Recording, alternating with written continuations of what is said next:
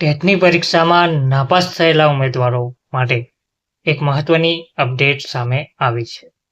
કહેવામાં આવી રહ્યું છે કે ટેટની પરીક્ષામાં જે ઉમેદવારો નાપાસ થયા છે તેવા ઉમેદવારો પણ શિક્ષક ભરતીમાં ભાગ લઈ શકશે. વિગતવાર માહિતી શું છે તે જોઈએ. નમસ્કાર મિત્રો, સ્વાગત છે તમારું અમારી યુટ્યુબ ચેનલમાં. મિત્રો, મળતી માહિતી અનુસાર ટેટની પરીક્ષામાં જે ઉમેદવારો નાપાસ થયા છે તેવા ઉમેદવારો પણ હવે શિક્ષક ભરતીમાં ભાગ લઈ શકશે. હવે આવું કેમ તે જાણીએ. તો ઉમેદવારોએ ફરિયાદ કરી હતી કે ટેટ પરીક્ષાના પ્રશ્નપત્રોમાં છાપકામની ભૂલો જાણવા મળી હતી.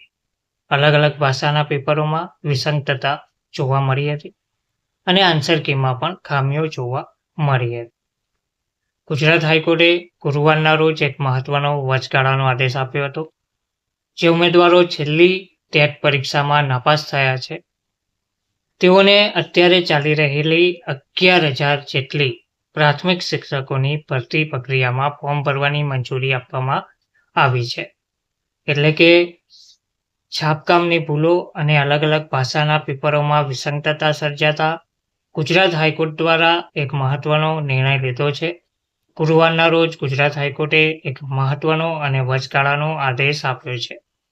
જે ઉમેદવારો છેલ્લી ટેટ પરીક્ષામાં નાપાસ થયા છે તેઓને હાલમાં જે ચાલી રહી છે પ્રાથમિક શિક્ષક ભરતી, જેની 11,000 જગ્યાઓ પર જે ભરતી જાહેર કરવામાં આવી છે તે ભરતીમાં જે ઉમેદવારો નાપાસ થયા છે તે પણ ઉમેદવારો શિક્ષક બનવા માટે લાયક ગણાશે. એટલે કે તે ઉમેદવારો પણ આ ભરતી પ્રક્રિયામાં ફોર્મ ભરી શકશે. આ ભરતી પ્રક્રિયામાં ઓનલાઈન અરજી કરવાની તેમને પણ મંજૂરી આપવામાં આવી છે. Online form direct of primary એજ્યુકેશનને આ ઉમેદવારોના ફોર્મ રૂબરૂ સ્વીકારવામાં આદેશ પણ આપ્યો છે. ઓનલાઈન ફોર્મ ભરવાની જે છેલ્લી તારીખ 24 એપ્રિલ હતી, તો કોર્ટે હવે ડાયરેક્ટ ઓફ પ્રાઇમરી એજ્યુકેશન એટલે કે આ ઉમેદવારોના ફોર્મ રૂબરૂ સ્વીકારવા આદેશ આપ્યો છે.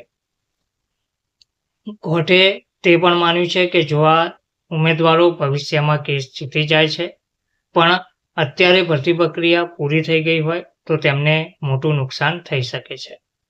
કોર્ટ દ્વારા જણાવવામાં આવ્યું છે કે ભવિષ્યમાં કદાચ આ ઉમેદવારો જો કેસ જીતી જાય તો અત્યારે જે ભરતી ચાલી રહી છે તે પૂરું ન થઈ ચૂકી છે, એટલે કે ફોર્મ ભરવાની મુદત પૂરી થઈ ગઈ છે, તો તેમને મોટું નુકસાન થઈ શકે છે. તો ઉમેદવારોએ કોર્ટમાં ફરિયાદ કરી હતી કે ટેટ પરીક્ષાના પ્રશ્નપત્રોમાં જે છાપકામની ભૂલો હતી તે અલગ અલગ ભાષાના પેપરોમાં વિસંગતતા હતી અને આન્સર કીમાં પણ ખામીઓ હતી. આ ઉમેદવારોએ એક સોગંદનામું આપવું પડશે કે આ ભરતીમાં સામેલ થવાથી તેમને નોકરી પર કોઈ સીધો હક બની જતો નથી. જો તેઓ કોર્ટમાં કેસ જીતશે તો જ તેમની નિમણૂક અંગે વિચારવામાં આવશે. તો જે ઉમેદવારો સિસ્ટમની ભૂલ, પેપરમાં ભૂલોને કારણે અન્યાયનો સામનો કરી રહ્યા છે તેમના માટે આ એક આશાનું કિરણ છે.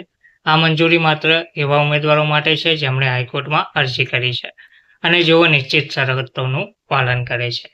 હવે આ ઉમેદવારો જો કેસ જીતશે તો તેમને પણ આ ભરતી માટે લાયક ગણવામાં આવશે. ધન્યવાદ.